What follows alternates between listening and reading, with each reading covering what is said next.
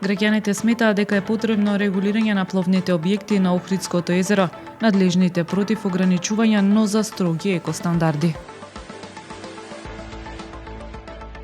Странските компании во очекување на следните чекори од владата по нивните барања за унапредување на бизнис климата.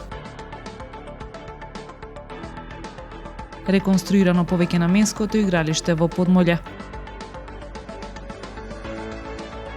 Одбраната ќе го реши езерското дерби, вели капитенот на ГРК Охрид Иван Тасевски пред саботниот натпревар со Струга. Времето утре променливо облачно со температура до 16 степени. Следевте 1 минута вести на Охрид Ньюс.